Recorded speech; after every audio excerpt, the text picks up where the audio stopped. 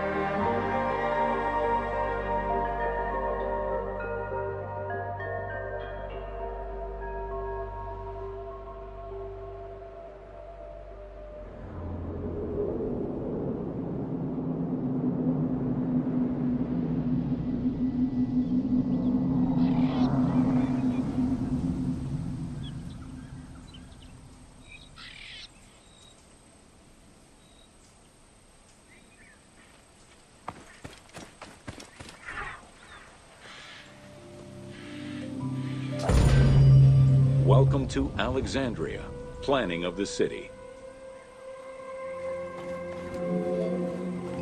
Alexander's plan to build his great city began with a verse from Homer's Odyssey. There is, in front of Egypt, in the sea with many swells, an island called Pharos. Guided by these clues, Alexander the Great founded his future city at the western end of the Nile Delta.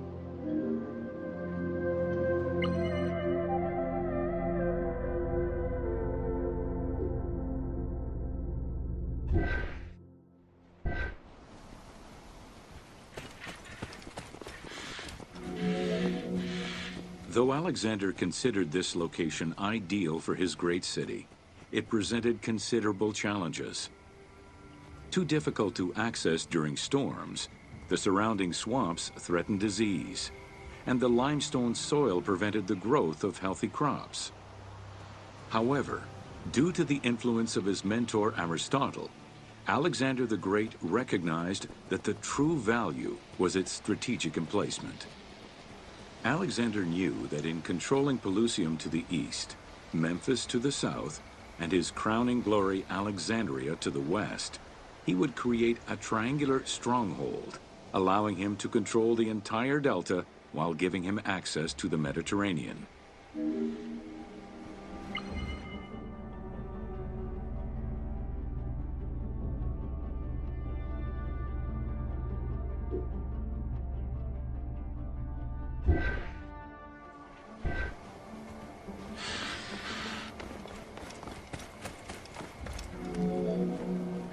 The Great Walls of Alexandria had a humble beginning. Lacking chalk to outline the future city's foundations, architects were forced to use flour instead. Clouds of migrating birds swept down and ate the flour, erasing the plans.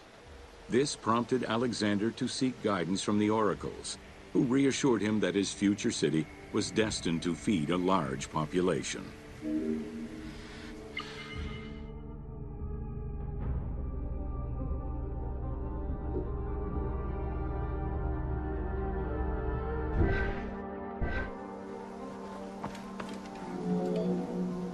Excavations led by Mahmud Bey el-Falaki in the 19th century revealed that the wall enclosure measured approximately 5.2 kilometers in length and 2.2 kilometers in width. It was roughly 9 meters in height.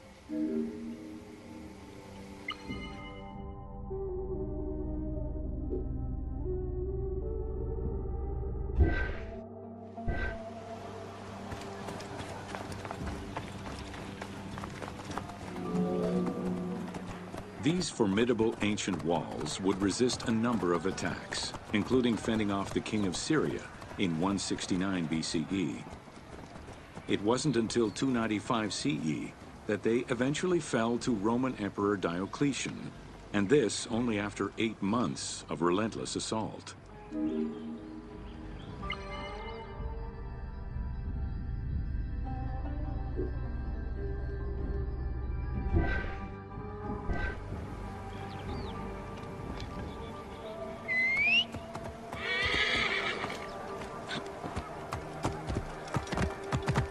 Αμάξα ελάβνης κακίστεως, αμέλιστος.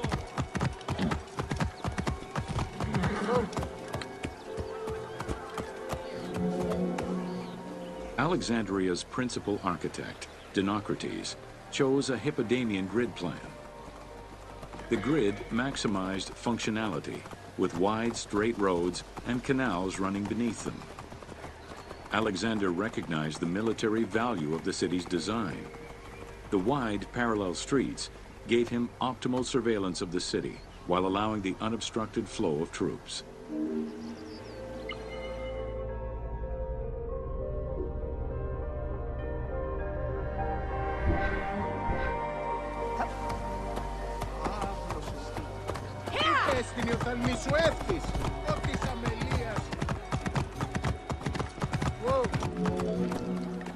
A central corridor ran from the Mediterranean's north port down to Lake Mareotis to the south. This thoroughfare acted as an unobstructed link for commercial trade and travel between the two ports. Many of the streets were bordered with grand buildings and parks, including Canopic Street, with its impressive gate bordering the eastern end.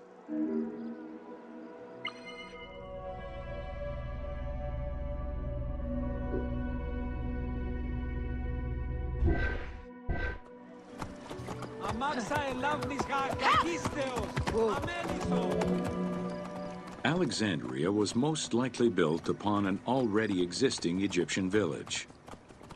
Upon its completion, the Egyptians reviled the city, refusing to call it by its founder's name. Instead, they called it Raked, the building, as a mark of disdain, which was later Hellenized into Rakotis. Despite this, the name Alexandria would remain.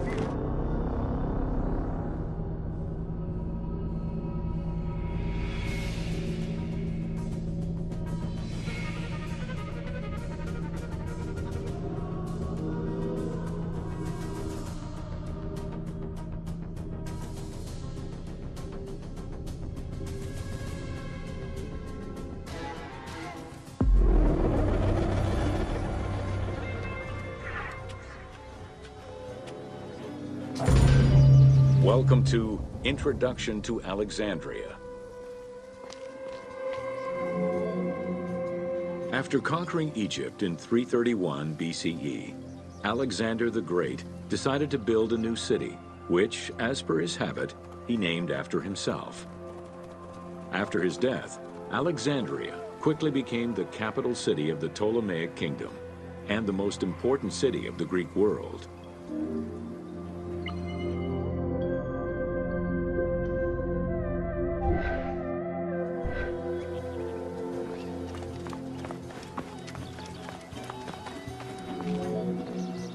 The city was built between the Mediterranean Sea and Lake Mareotis, which resulted in Alexandria becoming a crucial cultural hub and trading center.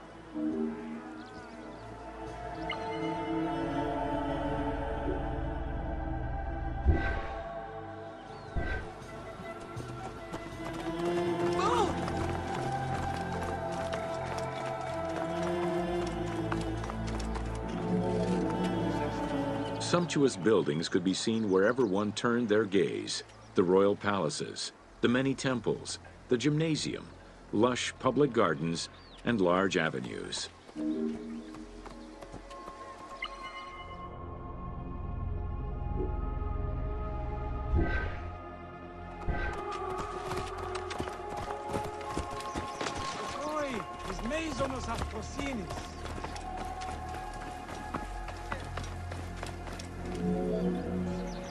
With its incomparable beauty and advantageous geographic location, Alexandria attracted foreigners, intellectuals, and traders. One of the most cosmopolitan cities of the ancient world, Alexandria supplanted even Athens as the most important Greek city in history.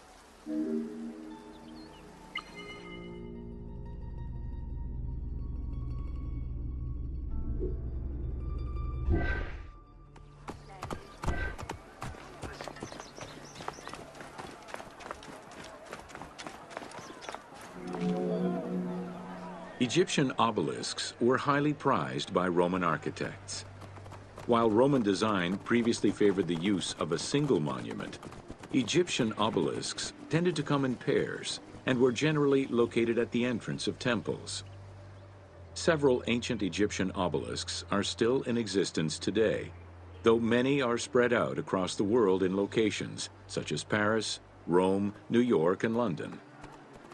All of this shows that Alexandria was significantly influenced by the rich past of Egypt.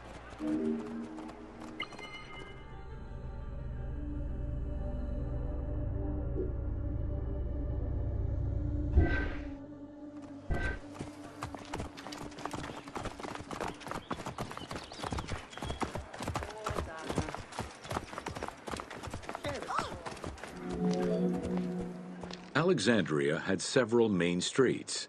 Its most famous artery was the Canopic Way. It was lined with sumptuous buildings, houses, and temples, and was roughly 8 kilometers in length. This street was one of the most important shipping entrances to Alexandria, and often hosted processions and festivals.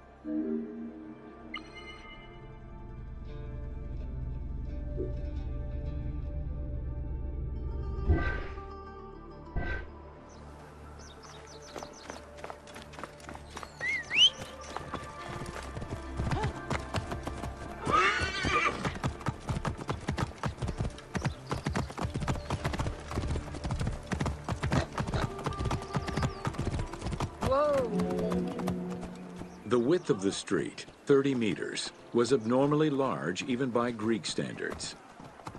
This is likely because the Canopic Way was made in a short span of time and based on an urban plan, as opposed to being slowly built over time, as was usual for the era.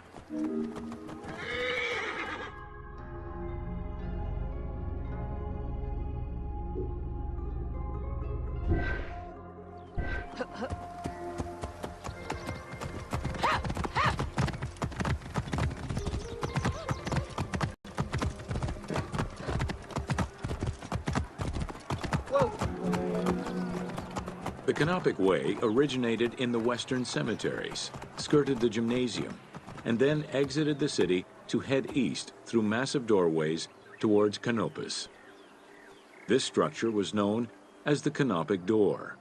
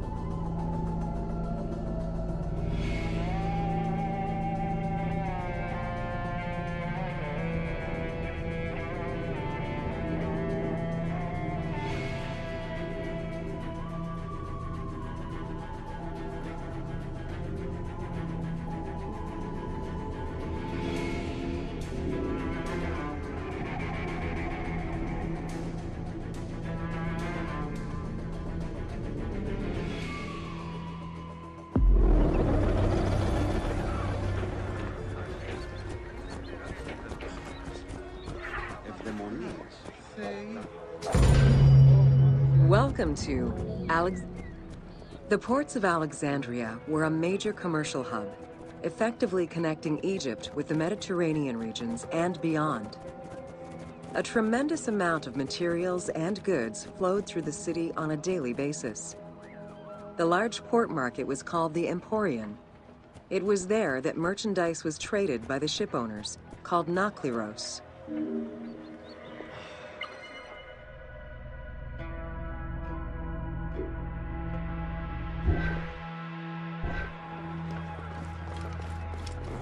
άλλα χέρια.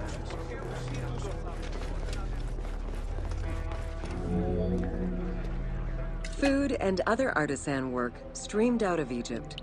Ceramics, glass, golden rings, and minted coinage. The local potters, using traditional Egyptian techniques, competed with those from abroad, and the textile industry flourished. What Egypt did not produce itself was acquired through trade, using local resources such as wheat and papyrus. Most sought after was pine wood from Syria, iron and marble from the Greek islands, gold from Spain, and exotic fruits from Europe. All this commercial activity contributed to the already decadent wealth of the city.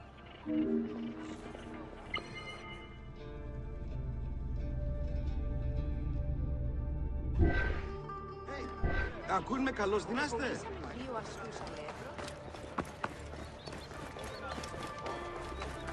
Εσύ.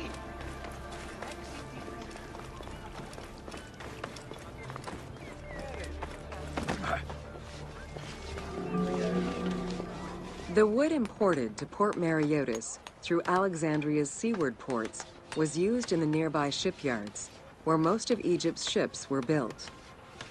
Employing tens of thousands of shipbuilders, the shipyards contributed to establishing the Egyptian fleet as one of the mightiest of the era. Any wood not used in shipbuilding was further disseminated through Egypt for various purposes.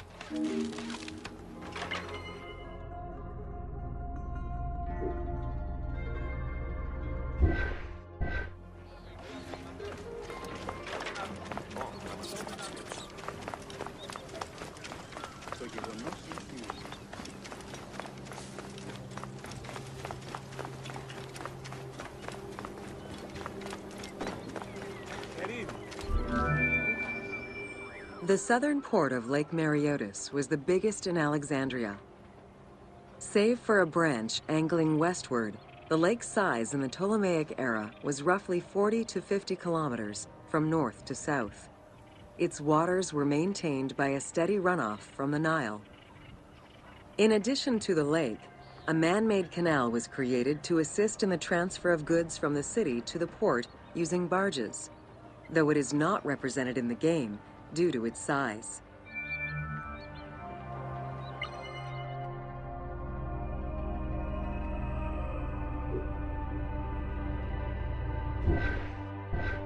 Μάλα.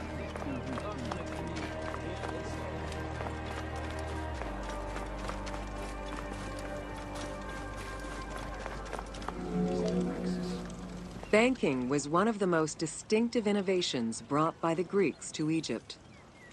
The centerpiece of Alexandria's wealth was the royal systematization of taxes on almost everything. Basic items such as salt, oil, beer, wheat, and linen were heavily taxed. As a result, the royal treasury of Alexandria was able to ensure the economic stability of most of the administrative areas of Egypt.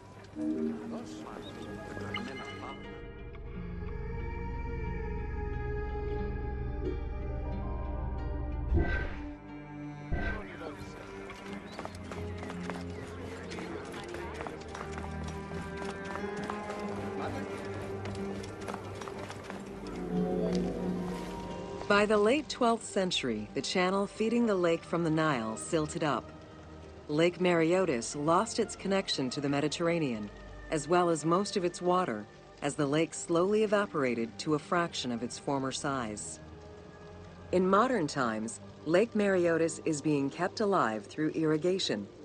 However, only about 17% of its original size remains.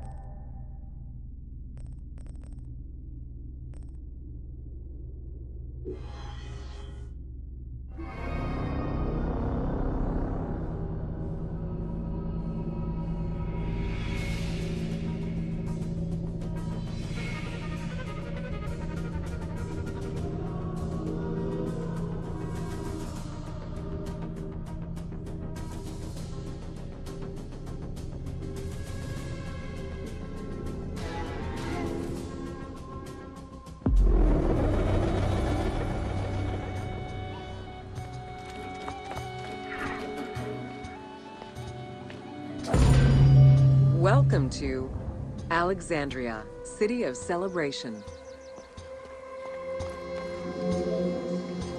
Like most Greek cities, Alexandria offered multiple forms of entertainment. Most were related to cults, religious practices, and the festivities surrounding those practices. Among those festivities, the most important ones were the dynastic celebrations, instituted in honor of the deified Ptolemaic kings and queens. These celebrations could go on for many days and included sacrifices, offerings, processions, and public banquets.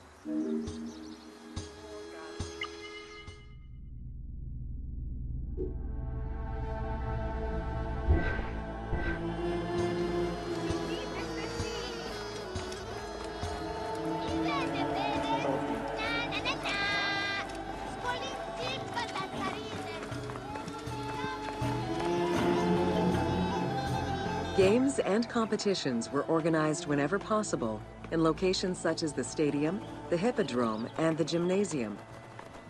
The residents of Alexandria favored such events where athletes, poets, and musicians from Egypt and other cities of the Greek world competed.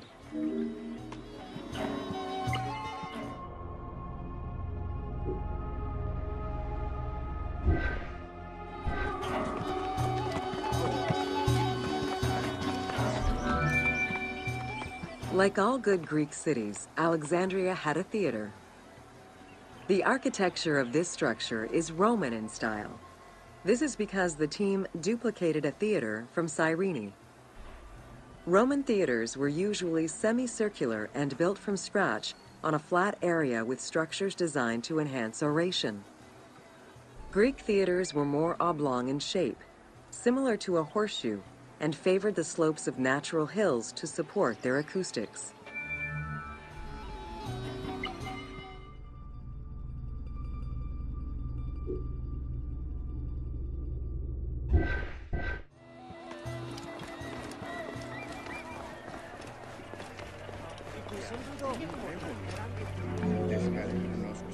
At the theater, one could witness the plays of contemporary comic and tragic authors. The play you are witnessing below is Menander's Dyskolos, more commonly known as The Grouch, a late and popular entry in the Greek comedies.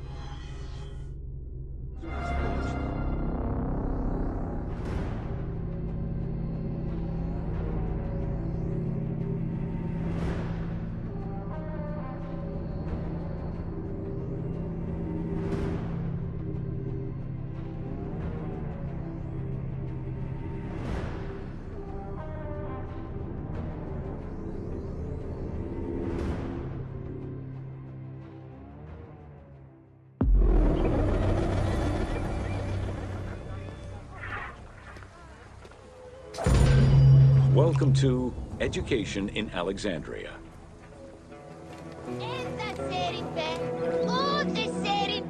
The education of young Alexandrians did not differ from the one generally dispensed elsewhere in ancient Greece.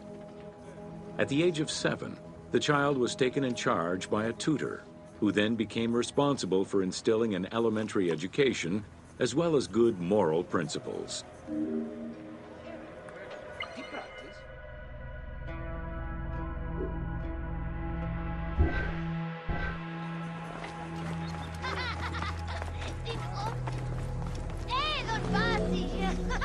Teaching was generally done outside, in the open air. In the gymnasium, students were taught not only sports, but also topics such as rhetoric, philosophy, music, and poetry, all things deemed essential to one's education at the time.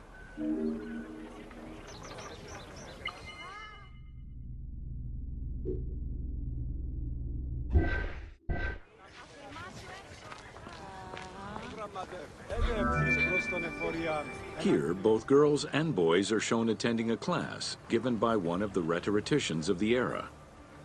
The team made the choice to show both genders attending class within the context of the game world. Even though it is historically inaccurate, the team felt it was not necessary to prioritize historical sexism over inclusive gameplay.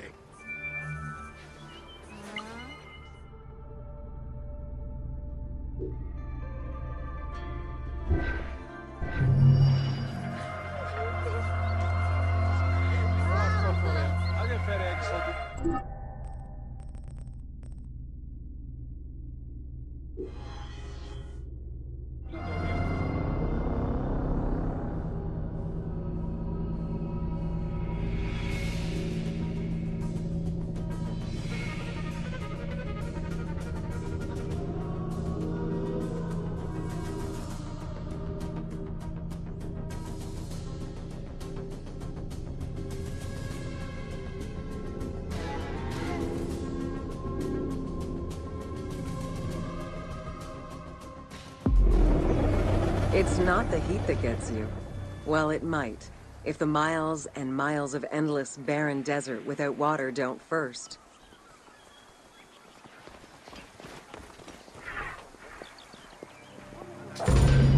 Welcome to the Great Library of Alexandria. Near the district of royal palaces and within the Moseon was the most famous library of all antiquity. The Library of Alexandria was built to house all of human knowledge. At its pinnacle, the library was believed to contain over 700,000 parchments.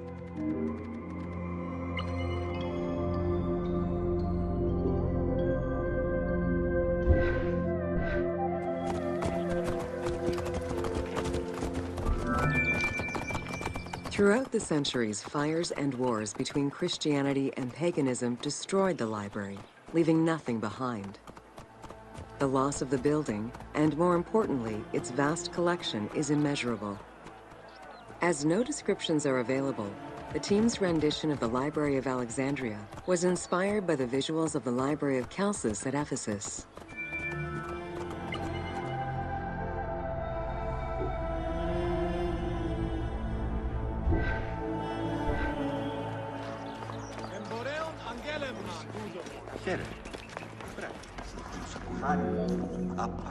While much of the collection was purchased at the government's expense, the library also obtained books through other means. Any books owned by travelers coming through the city were seized to be copied for the library. The copy would then be returned to the owner, and the original entered into the library's collection.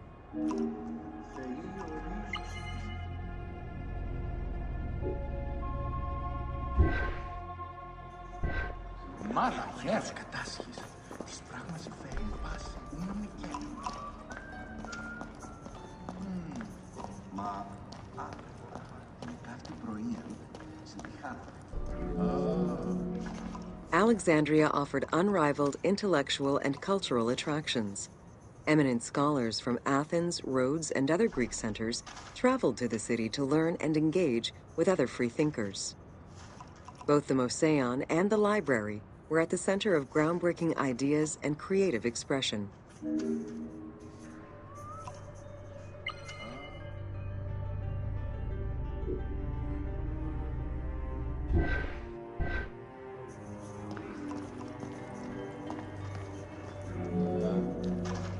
The great minds of antiquity were usually well-versed in many disciplines, which were often associated to specific schools of thought. The Peripatetics, the Stoics, and the Cynics were among the most well-known schools of the time. It is clear that Alexandria lived up to its fundamental role as a city for intellectuals, nurturing many great minds whose impact reverberates through our modern world.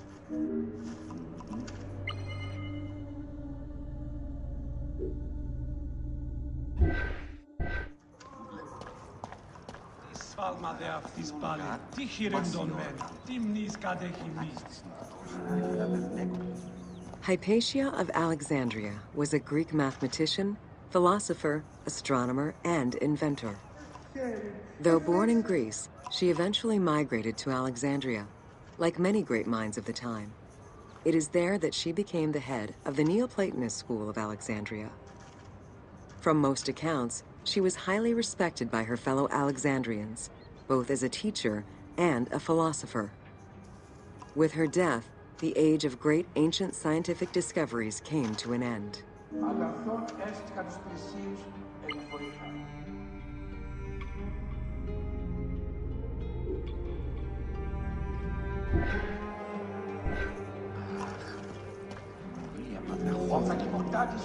Callimachus was born in Cyrene and educated in Athens. After his studies, he moved to Alexandria to work in the Great Library. A poet and a critic, he strongly rejected the epic format of Homeric poems, and instead fervently supported a shorter, more judiciously formulated style of poetry. His epigrams and elegiac poems were emulated by later poets. His work was extremely popular, second only to Homer's own works.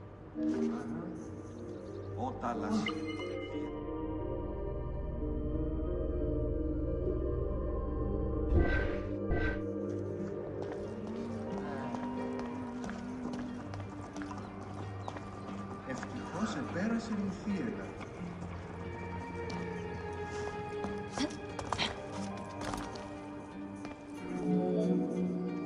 It was in Alexandria that mathematician Euclid, the father of geometry, wrote the Elements, laying out the foundational work of what would become modern algebra and number theory.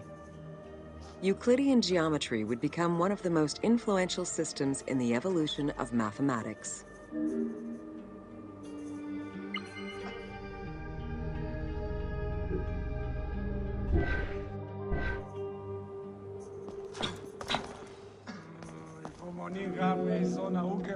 How do you calculate the circumference of the Earth? With a camel, 2 sticks, and shadows cast by the sun.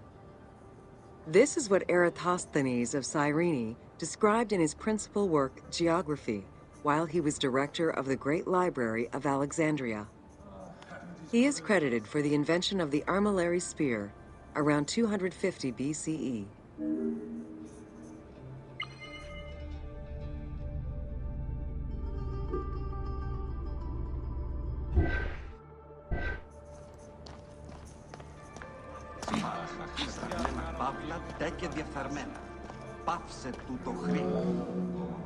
The earliest known and most complete armillary sphere of antiquity was the Meteoroscopion of Alexandria, with an imposing 9 rings compared to the 3 or 4 of most other astrolabes. Known as the zodiac Krikatoi amongst the Greeks, the Meteoroscopion was used to determine the location of celestial bodies around the Earth. Every self-respecting astronomer of antiquity would have sought to use this tool to better understand the celestial movements.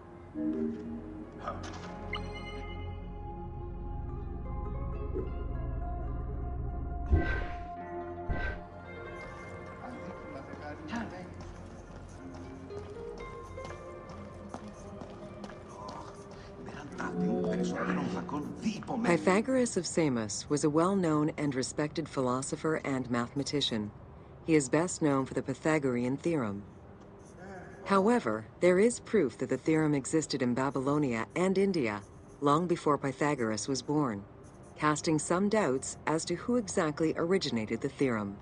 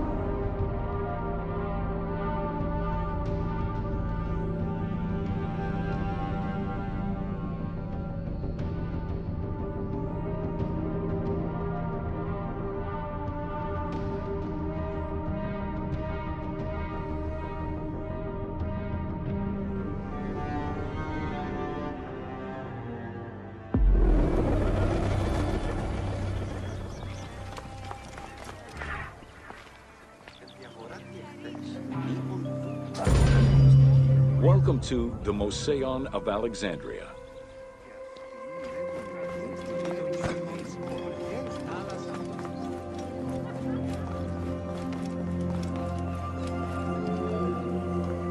The Mouseion was a sector of the city commissioned by Ptolemy I to rival Athens Academy as an institute of intellectual pursuit. Dedicated to the 9 inspiring muses, the Mouseion became a great center for philosophical and scientific enlightenment. It welcomed scholars from many kingdoms, inviting them to share knowledge in literature, science, and geography.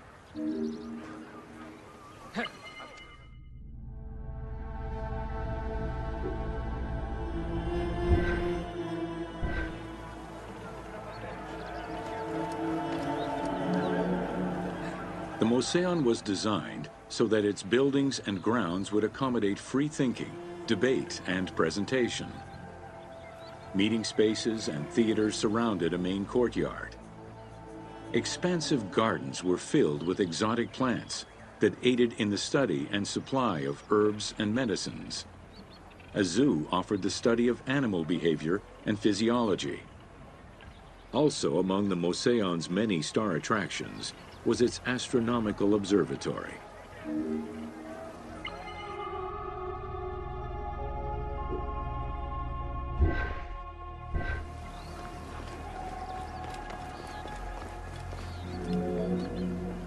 Herophilus was a physician who lived most of his life in Alexandria. He was able to perform the dissection of human cadavers on a large scale due to the permissiveness of the city in such matters. Among many other discoveries, he learned that the brain was central to the human nervous system. He also extensively mapped the blood system and measured the pulse with the aid of a water clock. It is reported that in his thirst to understand human anatomy, he performed 600 vivisections on live prisoners.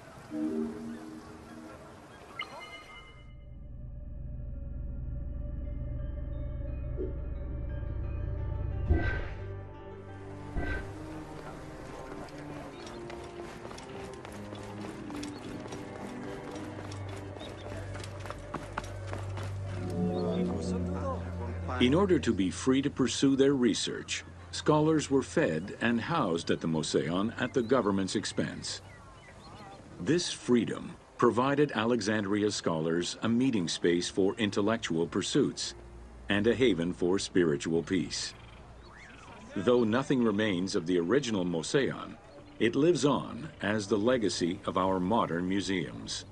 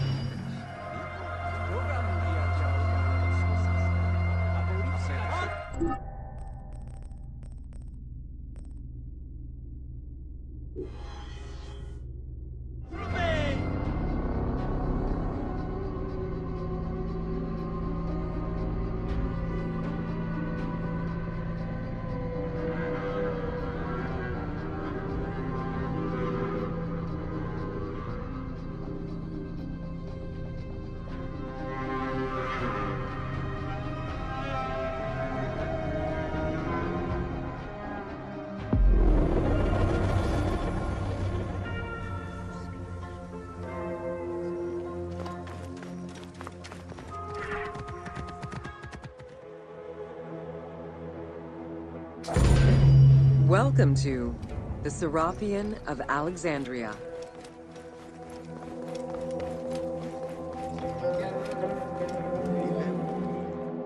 In a city of numerous magnificent attractions, the Serapeum was considered to be the most beautiful temple of Alexandria. Located southwest of the city on a small hill known as the Acropolis, the sanctuary was constructed during the reign of Ptolemy III, upon foundations which had existed since the reign of Ptolemy I Soter.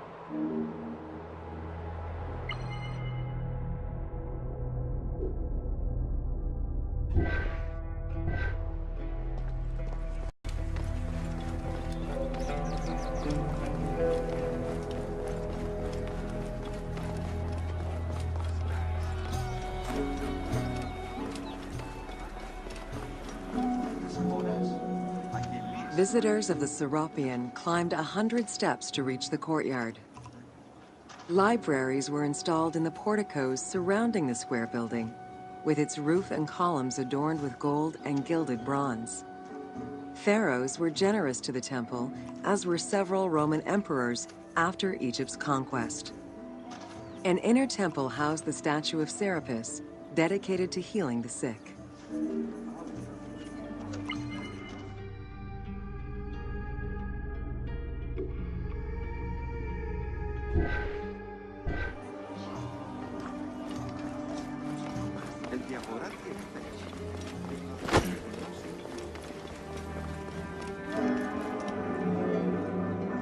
Since the 26th dynasty, Greeks in Egypt had gradually integrated the Egyptian cult of the Apis bull to their own rituals.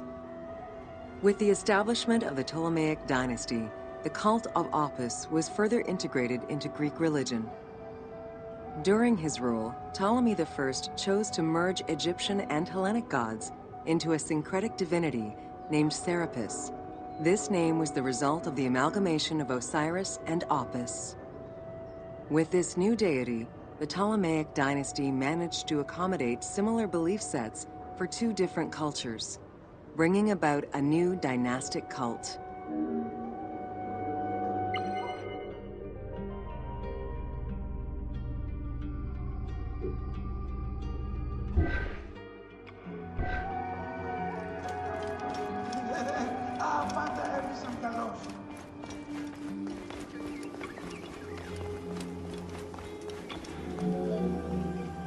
Serapis was also associated to other deities, including Asclepius, a Greek god of healing.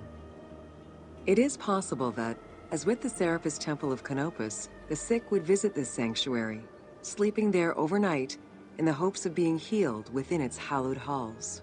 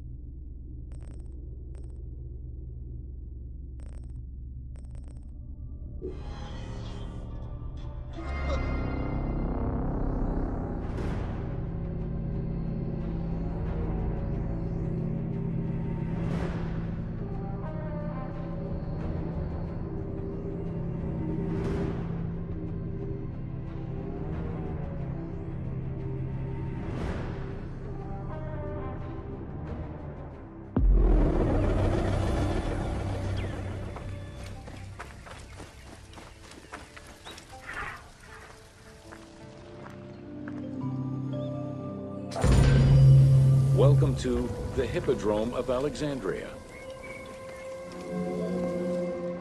The main hippodrome of the city was called the Legeon, in honor of Lagos, the ancestor of the Ptolemies. Alexandrians were great lovers of horse racing. They were fascinated by the rivalry of these races, the agon, as it was said at that time, that every competition brought. It was a struggle for glory.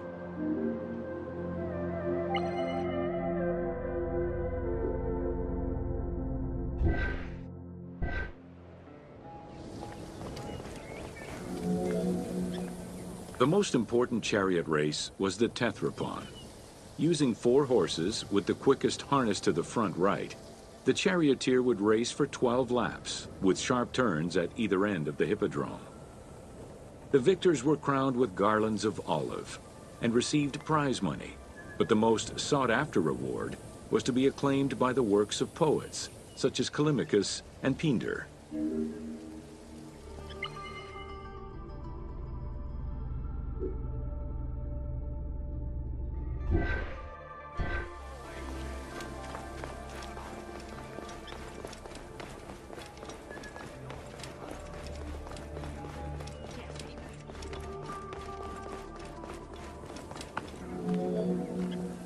Ye hymns that rule the lyre, what god, what hero, aye, and what man shall we loudly praise? Verily Zeus is the lord of Pisa, and Heracles established the Olympic festival. while Theron must be proclaimed by reason of his victorious chariot with its 4 horses. Theron, who is just in his regard for guests, and who is the bulwark of Akragas, the choicest flower of an auspicious line of sires, whose city towers on high, bringing wealth and glory to crown their native merits.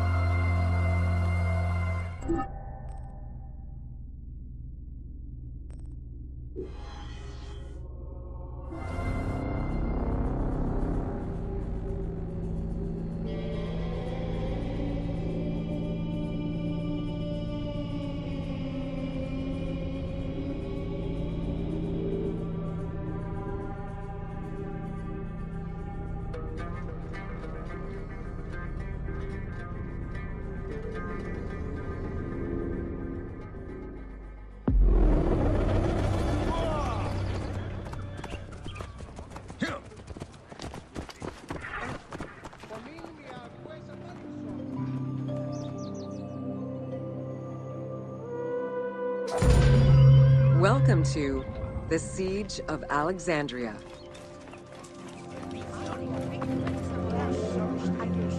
Among the collection of writings attributed to Julius Caesar are his descriptions of the Siege of Alexandria, the Gallic Wars, and the commentaries on the Civil War. These archives contain information on different campaigns, the Wars of Alexandria, Africa, and Spain. Each of them recounts Caesar's military activity from 58 BCE to 45 BCE. Though Caesar's documents remain a main source of information, it's important to note that the perspective is limited. It is necessary for other historical documents to be taken into consideration to provide a better understanding of events.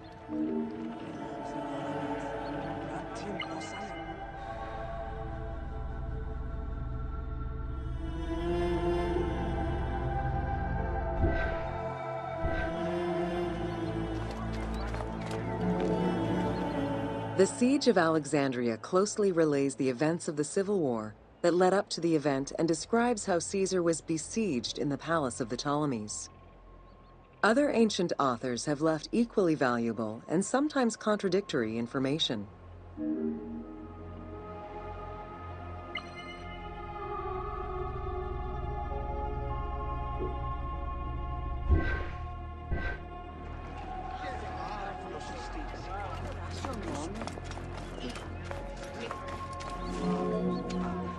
In the events leading up to the Siege of Alexandria, Cleopatra VII and her brother were fighting over control of Egypt. Young King Ptolemy XIII's regent, Pothinus, had firm control over the young pharaoh, and an outmaneuvered Cleopatra soon went into hiding. This set the stage for Pompey's arrival in Alexandria. Having lost his battle against Caesar in 48 BCE, the Roman general turned to his allies, the Egyptians, for safe harbor. But on the advice of Pothinus, Ptolemy XIII had Pompey assassinated in the hopes of earning Caesar's favor. This would turn out to be a most unfortunate decision.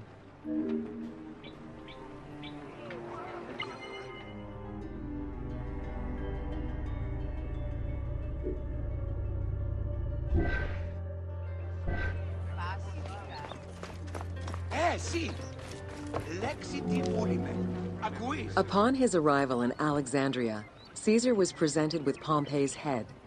The sight of a Roman murdered by Egyptians did not sit well with him. Caesar made his displeasure clear, ordering the return of Cleopatra, and for the siblings to resolve their differences and resume their co-rule of Egypt, as per the will of their father. Neither Pothinus nor Ptolemy XIII wished to accede to this demand.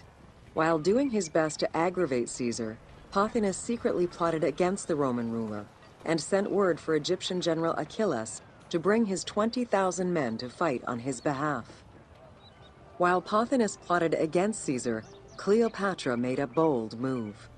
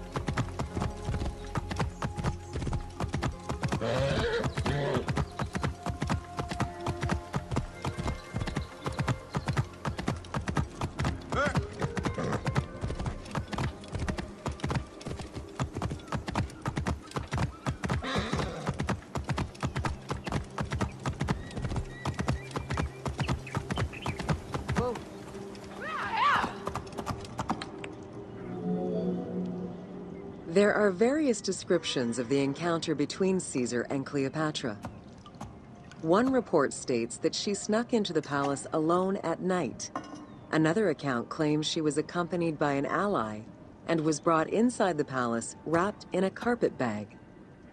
Though exactly what happened at this fateful meeting is up for debate, what is known is that Cleopatra met with Caesar and earned his approval. Pothinus and Ptolemy XIII were most vexed with this turn of events.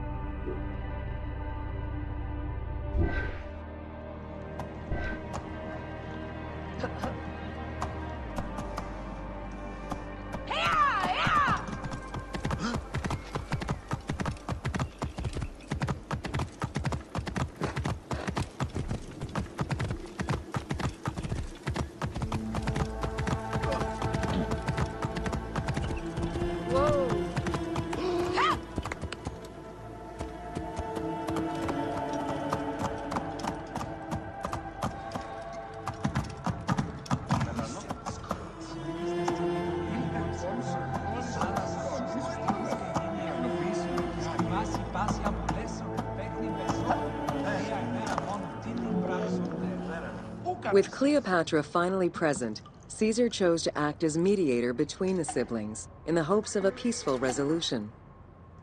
It did not take long for things to sour. During a banquet given to celebrate the reconciliation, there was an assassination attempt on Caesar. It was the Roman leader's own barber who thwarted the attack. Once it was revealed that the king's regent, Pothinus, had ordered the attack, Caesar had him executed. He then placed the young king under guard.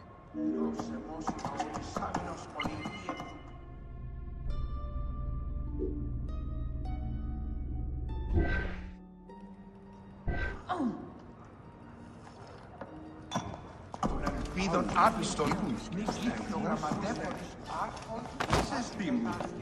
Εν διαγορά ήρθες. Wow.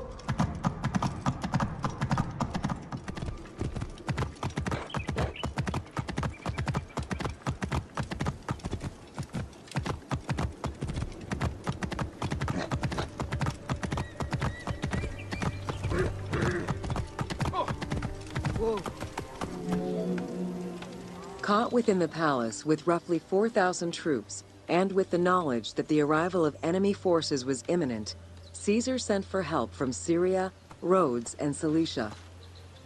He ordered his men to dig a ditch around the palace and build a wall leading to the harbor. This would ensure Caesar's access to the sea. When Egyptian General Achillas arrived in the city with 20,000 men, the battle for Alexandria began.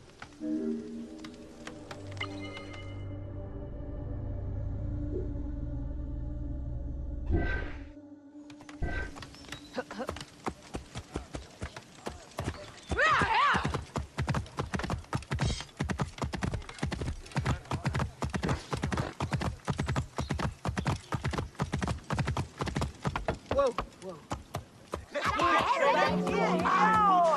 With so few men at his disposal, Caesar could not risk a battle just yet. He sent ambassadors to Achilles in the name of Ptolemy to propose a truce. Knowing that the orders did not come from the young king, and angered by the pharaoh's imprisonment, Achilles had the messengers assassinated. With Caesar confined within the palace, Achilles positioned his troops around the city. Skirmishes broke out throughout the streets of Alexandria and went on for several days and nights. Though they were outnumbered, Caesar's men were able to hold the enemy back. This prompted Achilles' next move: capture the Roman fleet stationed in the harbor.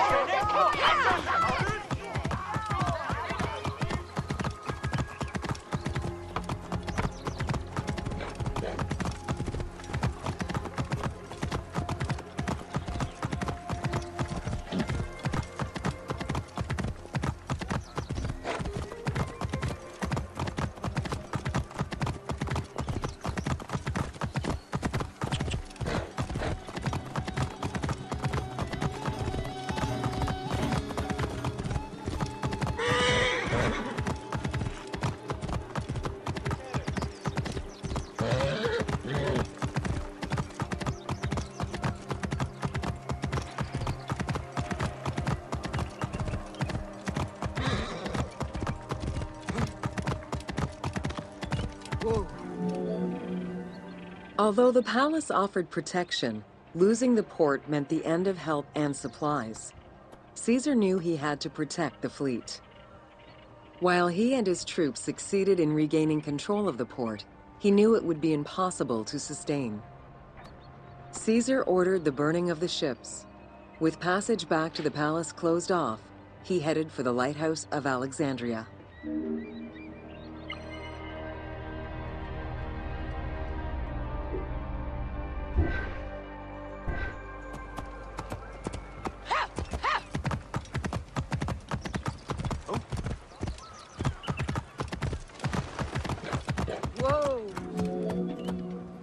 Fighting their way through the Egyptian troops, Caesar and his men eventually reached Pharos Island. There, they took refuge within the lighthouse. With easy access to the open sea, Caesar was able to send messages to his allies requesting reinforcements and more supplies.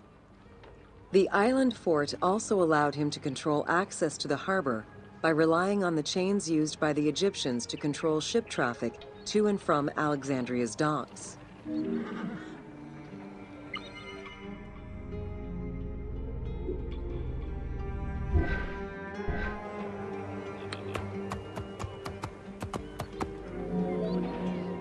The exact chronology of events during the war in Alexandria remain imprecise. Conflicting accounts raise questions as to when, and even if, the Great Library of Alexandria was burned down at all. One account states that during the fighting, docks and warehouses were burned, and this was the fire that spread to the library. In another account, when Achilles cut off the harbor, Caesar had to leave the safety of the palace to defend his ships. As the enemies battled across the port, their arsenals set ships ablaze, and this destruction spread to the library.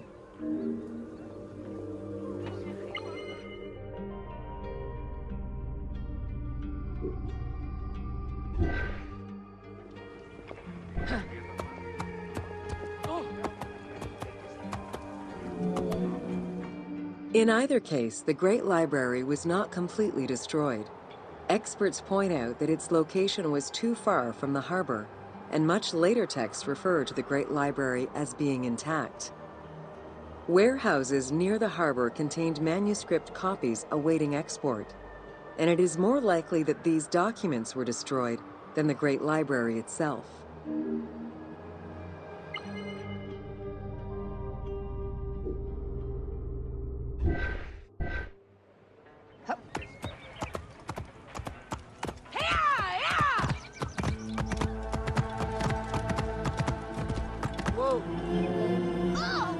The destruction of the Great Library may have been due to a number of fires over the ages.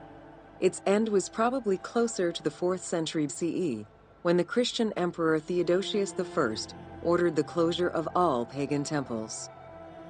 While some documents survived after being moved away, it remains unclear just what knowledge may have been lost.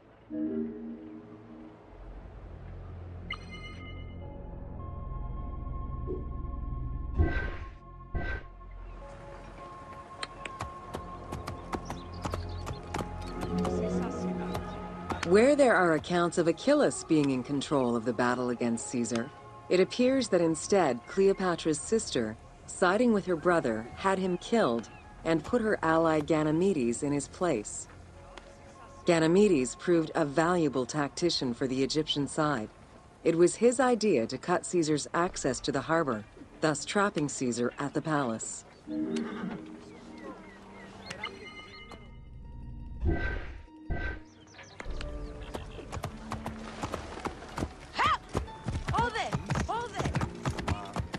Whoa. During the time of Ptolemy I, canals had been dug throughout Alexandria to provide fresh water. Ganymedes had his men take control of these canals. After isolating their own water supply, he had his men pour salt water into the canals and cisterns that led to Caesar's camp.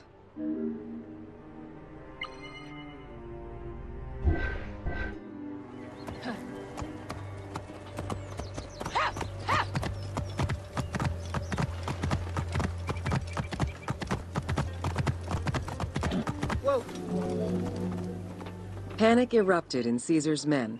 They wouldn't last long without fresh water. Recognizing that the porous limestone could help them, Caesar and his men dug wells to restore their water supply. Days later, the 37th Legion, comprised of Pompey's soldiers, arrived by ship.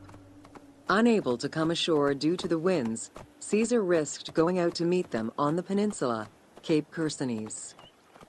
When the enemy learned Caesar's location, they rushed to intercept. Despite an obvious advantage for the Alexandrians, Caesar, with a Rhodian ship full of skillful sailors, emerged victorious.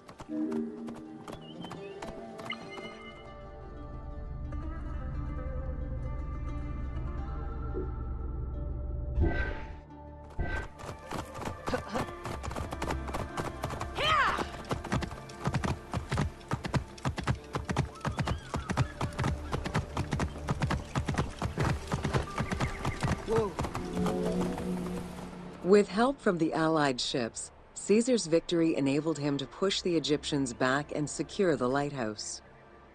Gaining control of Pharos Island sent the Alexandrians into the sea and swimming back to the city. However, Caesar's fortification of the island didn't last long.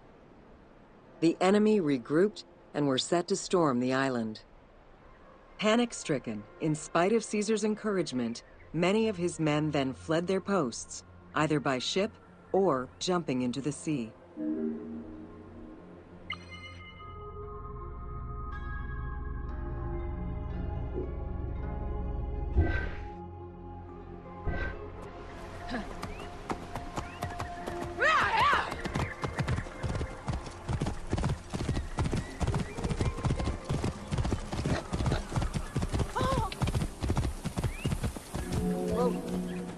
Caesar attempted to retreat, but Port Eunostos' harbor was overrun with enemy ships, preventing escape.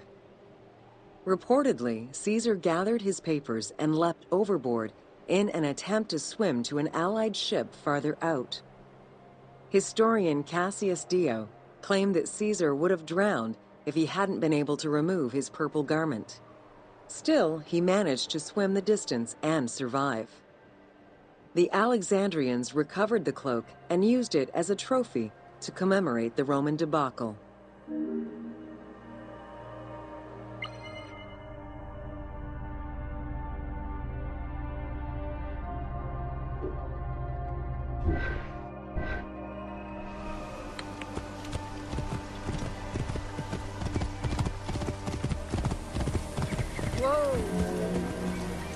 Unhappy with Ganymedes and wanting their king restored, the Alexandrians approached Caesar with a compromise. Caesar agreed to release Ptolemy XIII after entreating him to spare the kingdom and remain loyal to Rome. Once freed, however, the king defied the agreement and continued the war.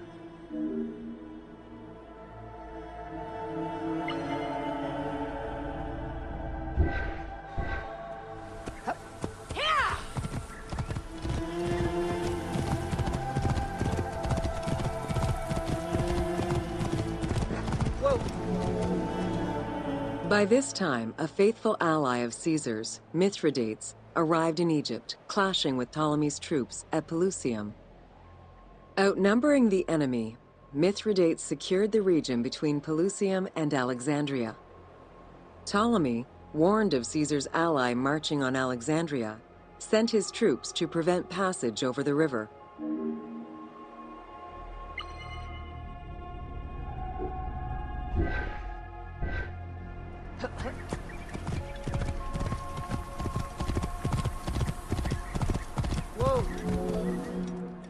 Mithridates warned Caesar in time, and the two groups confronted the armies of Ptolemy in the Delta.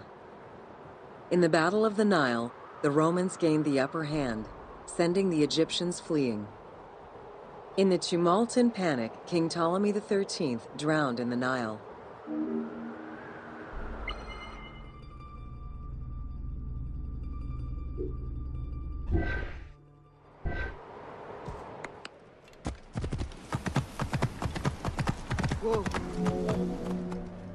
After the siege ended, Cleopatra VII married her younger brother, Ptolemy XIV, enabling her to reign over Egypt until 30 BCE.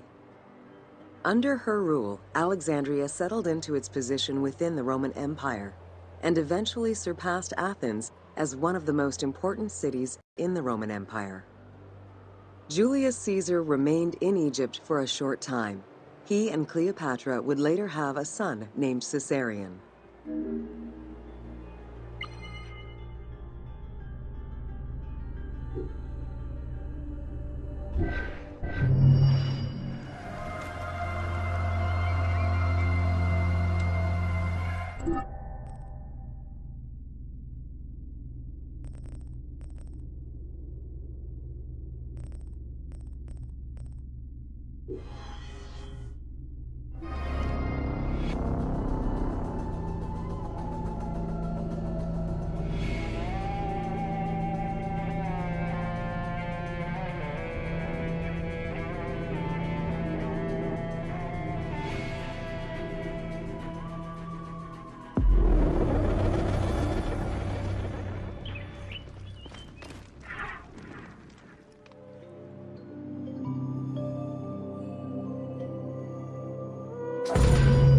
Welcome to Cleopatra, Queen of Egypt.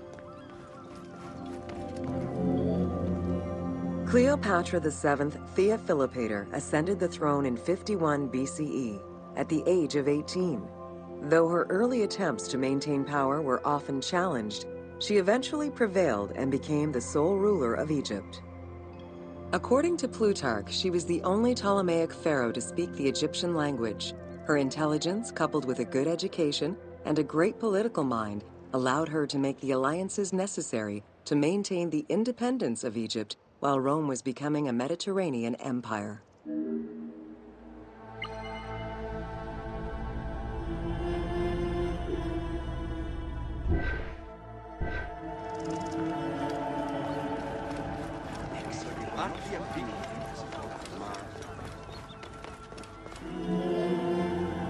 It is important to understand that Cleopatra's knowledge of Egyptian language and keen understanding of the culture allowed her to make powerful ideological reference that resonated with ancient Egyptians. By associating herself with the goddess Isis, the Divine Mother, great of magic, and repository of divine essence, Cleopatra firmly established herself as the protector of the two lands and legitimized her place on the throne.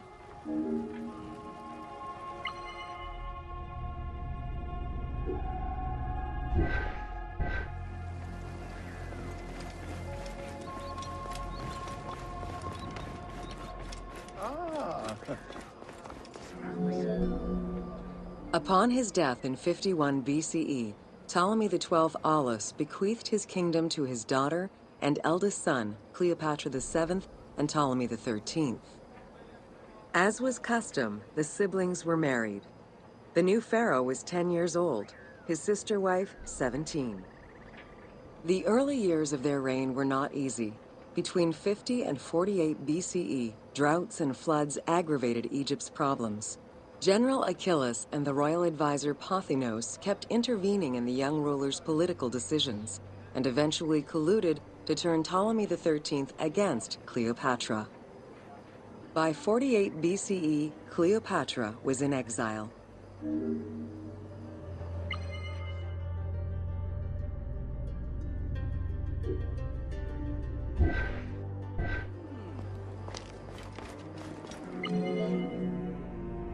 During Cleopatra's exile, the Roman Empire was not without its own internal conflict. Caesar and Pompey were at war with one another, and after his defeat in 48 BCE, Pompey fled to Alexandria in the hope of finding refuge. This turned out to be an unwise decision. Listening to his advisors, Ptolemy XIII elected to have Pompey assassinated, his head kept as a gift, in the hopes of acquiring Caesar's favor. This gambit backfired. Instead of earning approval, the murder of a Roman greatly angered Caesar.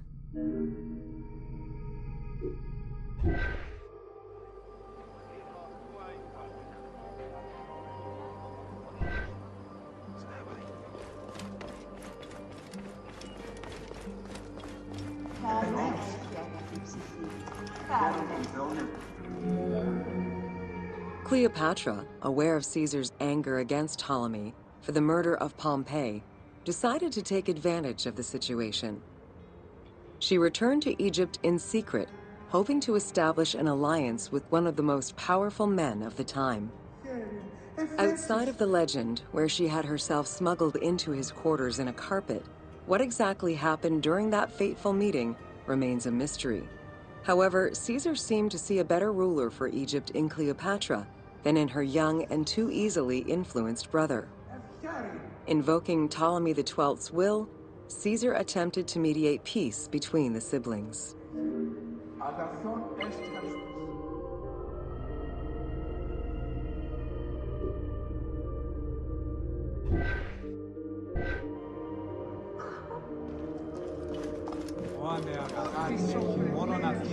Ptolemy XIII was enraged by the turn of events, and his advisors were none too happy to see Cleopatra return. Urged on by General Achilles and Pothinos, the young pharaoh plotted against Caesar and Cleopatra, resulting in the siege of Alexandria in 47 BCE. It was in March 47 BCE that Caesar defeated Ptolemy XIII's forces. The young pharaoh drowned in the Nile after having fled the battlefield. With her opponents dead or powerless, Cleopatra married her other much younger brother, Ptolemy XIV, and finally claimed the throne of Egypt for good. The end of the Alexandrian War also cemented the romantic and political alliance between Cleopatra and Caesar.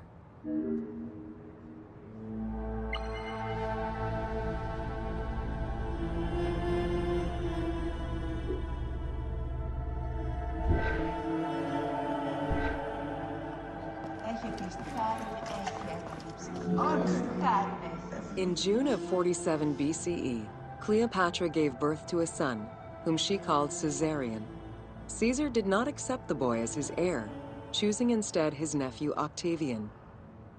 Nonetheless, on his return to Rome, Caesar invited the queen and her brother husband to stay in the city. Her presence still drew much disapproval from the Senate.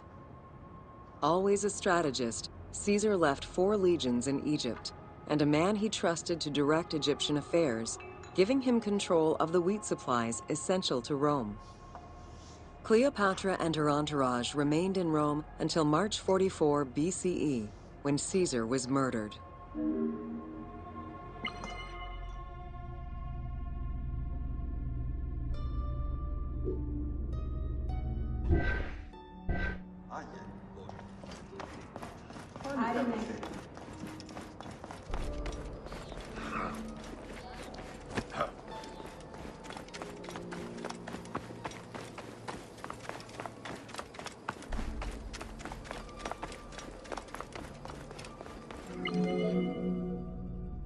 Caesar's most faithful ally, Mark Antony, often visited the Queen of Egypt during his stay in Rome.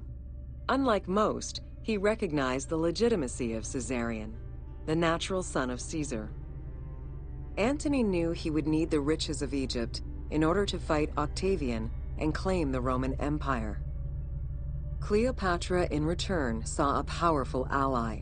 In the winter of 41 BCE, she arranged a sumptuous tour of Egypt by boat to show Antony the wealth of her country and the power she held as its ruler. A romantic and political relationship followed. The Roman Senate was once again most displeased. To calm spirits in Rome, Antony married Octavia, sister of Octavian.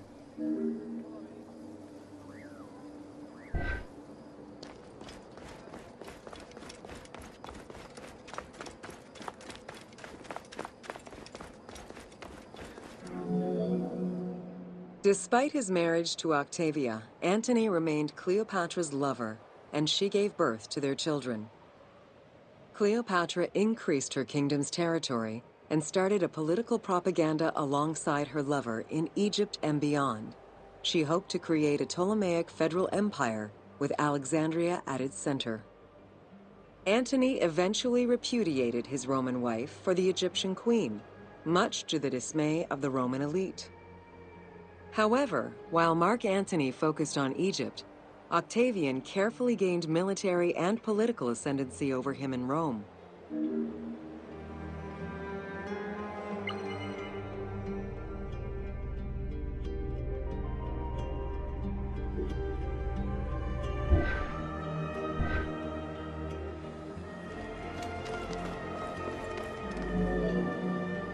Octavian managed his own propaganda campaign and succeeded. The Roman people hated Mark Antony and Cleopatra. To avoid the censure still inherent in attacking a fellow Roman, Octavian simply declared war against Egypt. Rome's power still reigned supreme. The powerful Egyptian fleet, led by Cleopatra as well as Mark Antony's forces, were defeated in 31 BCE in Actium. Octavian arrived in Egypt in 30 BCE to formalize his victory.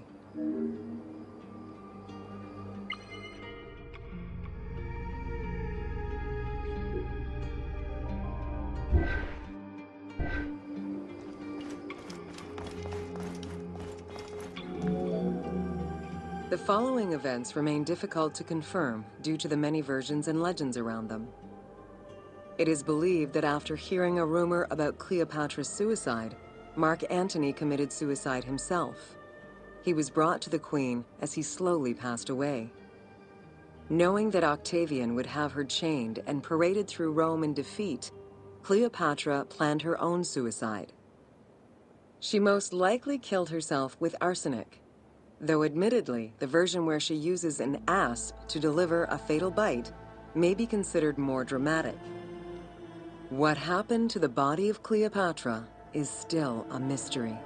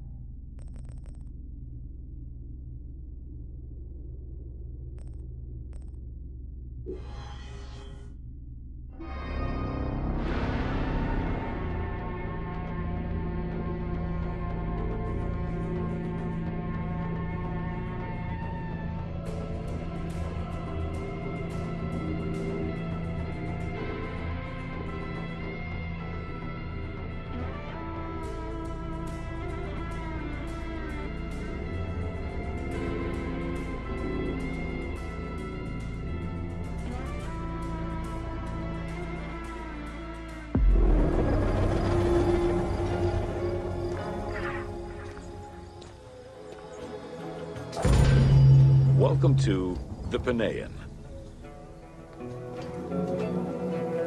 The Panean was a temple built in honor of the god Pan, divinity of nature.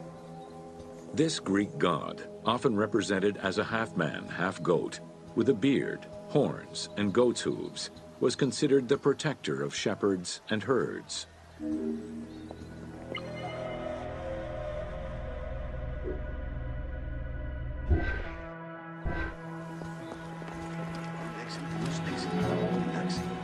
Pan's attribute was his namesake musical instrument, the pan flute. His temples were usually located in caves and on high mountains, and were frequented by shepherds.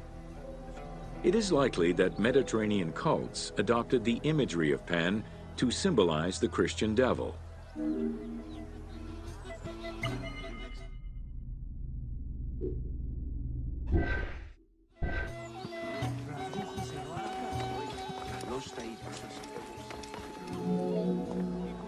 To give proper honor to the god, Alexandrians built an artificial hill upon which they housed his temple to compensate for the flat relief of the city. The artificial mound had the shape of a spinning top or a pine cone, which was accessed by a spiral staircase. The top had a panoramic view of the entire city.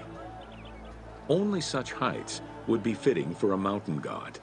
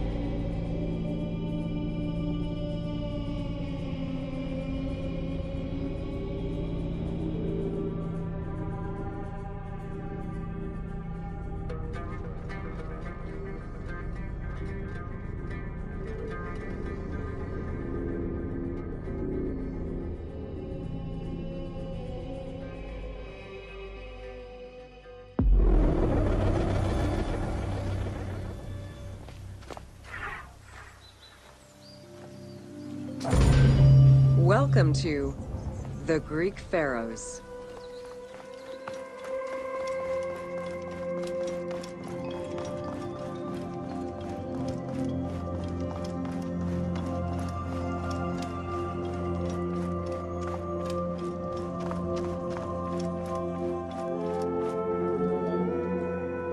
Pharaohs were considered divine incarnations of the gods. As an avatar of the gods living on Earth, the pharaoh's role was to preserve fundamental values and universal harmony by removing chaos, Izfet, and ensure that justice, Mot, prevailed. The pharaoh, by divine ancestry and through multiple offerings, was the bond that unites the world of men to the world of the gods and allows the maintenance of the cosmic order.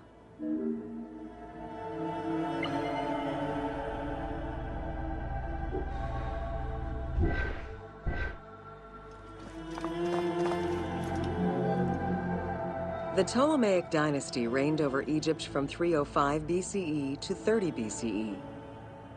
The dynasty was called the Ptolemies of the Lagids, in recognition of the founder of the dynasty, Ptolemy Lagos, a Greek general and close friend of Alexander the Great. While Macedonian, Ptolemy Lagos understood that to be accepted by the Egyptian people, he would have to adopt their traditions. Upon assuming the title of pharaoh, he changed his name to Ptolemy I Soter, meaning savior.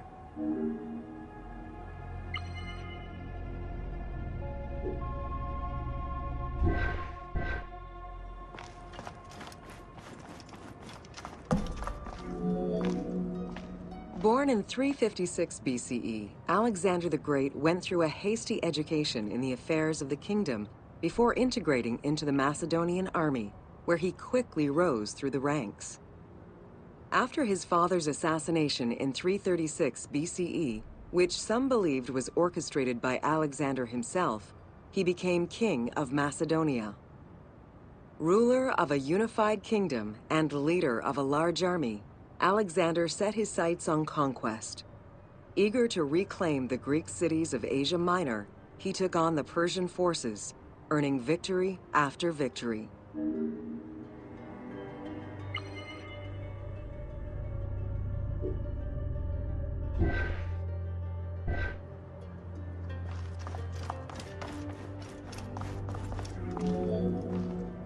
Ever victorious, Alexander the Great marched on, laying siege to city after city until he reached Egypt, where the Persians were defeated yet again. Viewed as a liberator by the Egyptian people, Alexander decided to become pharaoh in due form. He traveled to Thebes to make a sacrifice to Apis, then went to the oasis of Siwa, where he was proclaimed son of Amun. Officially pharaoh of Egypt, Alexander spent much of the winter there and founded the city of Alexandria. Perhaps not coincidentally, being pharaoh allowed Alexander to spread propaganda to prepare further conquests. He resumed his military campaigns in 331 BCE.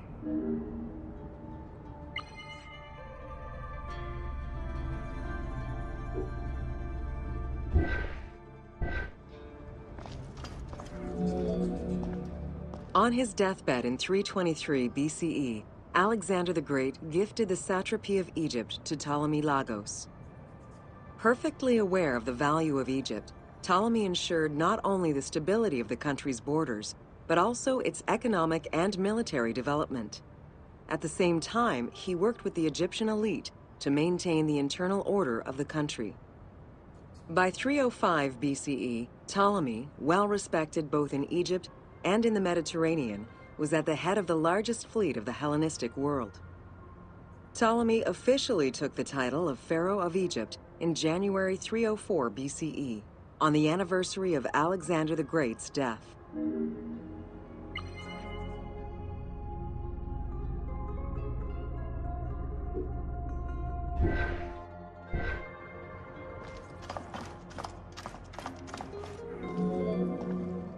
Alexander died in Babylon in 323 BCE. His remains were placed first in a solid gold sarcophagus, and then within another. The casket was carried in an ornate custom wagon, gilded and set with precious stones, and pulled by 64 mules crowned with gold. The funeral procession was diverted to a grandiose temple in Alexandria, built in the conqueror's honor under the orders of Ptolemy I.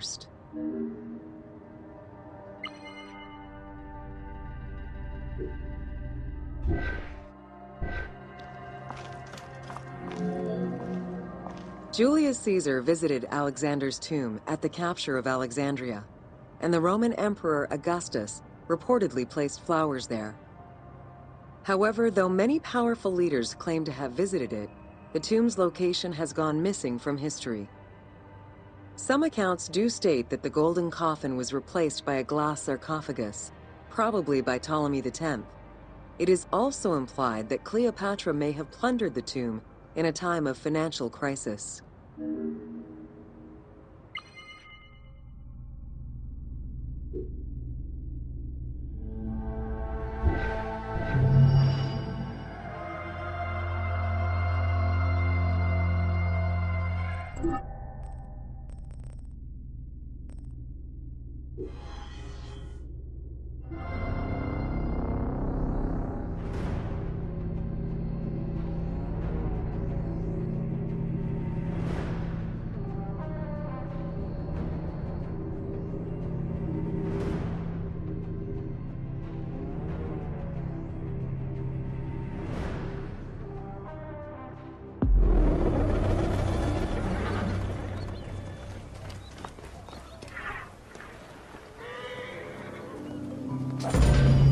Welcome to the Islands of Pharos.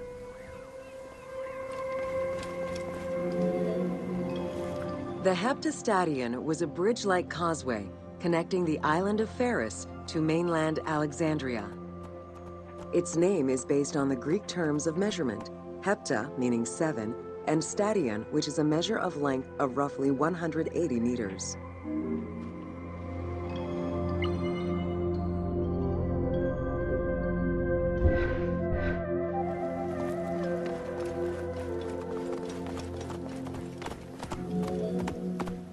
Since its construction would separate the Grand Port to the east and the port of Eunostos to the west, it was designed with channels at each end.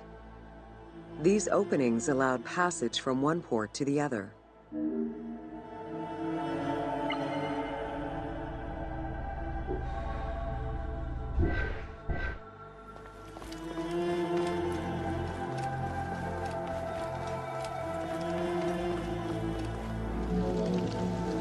Along with creating separate harbors for the commercial and military shipping, the causeway served as a main aqueduct for the island's inhabitants. Its presence also helped protect the island and its ports from rough wind and sea currents. At the end of antiquity, the Heptastadion disappeared under layers of silt and soil, which formed an important sedimentary deposit.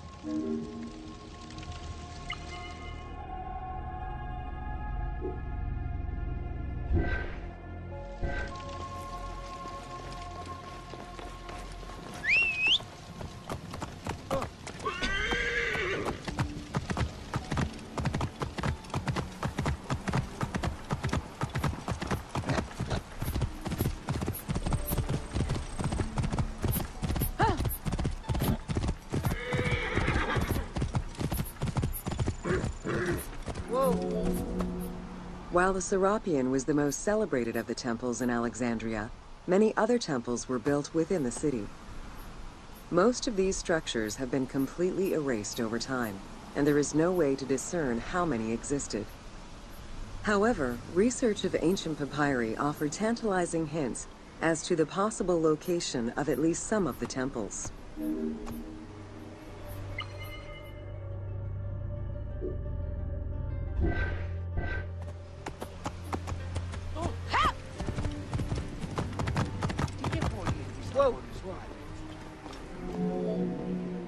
Both papyri and coins reveal evidence of many temples built for the gods.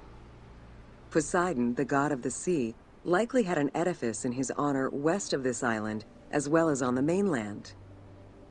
This temple next to you is dedicated to Isis Pharia, the divine protector of the lighthouse. This location hosted annual celebrations in the month of April, known as the Sacrum Pharia, in connection to the lighthouse. In her incarnation as Isis Fortuna, the goddess carries a rudder and a cornucopia, both symbols of good luck for navigators.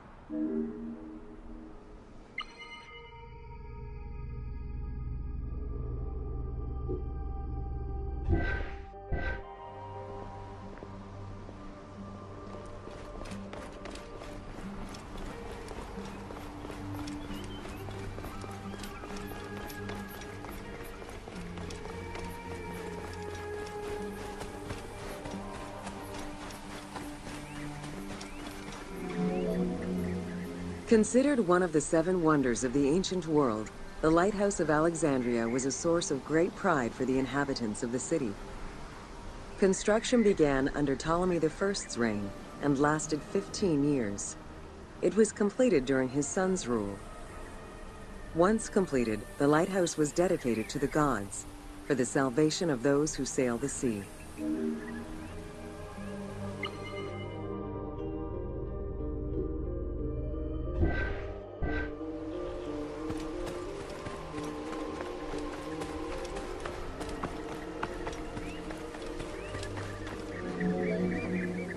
Built on the island of Pharos, the stone structure was 3 tiers set on top of one another in a step formation.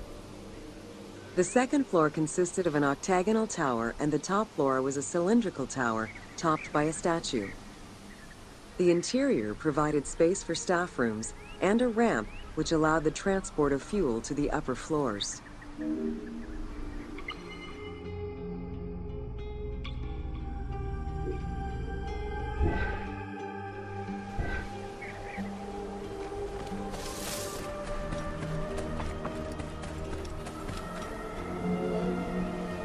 Essential to safe navigation through the rifts and shallow waters, the Pharos was a functioning lighthouse, with a beam reportedly visible 50 kilometers away. It's unclear what kind of fuel was used or how much. Any other details of how the light worked remain a mystery.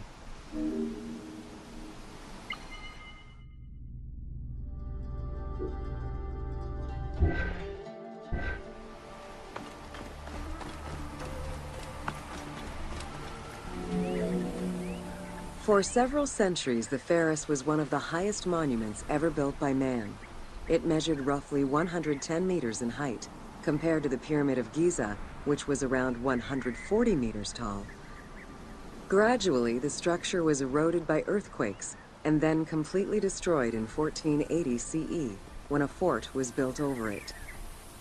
Archaeological excavations on the seabed have uncovered many blocks from the ancient building.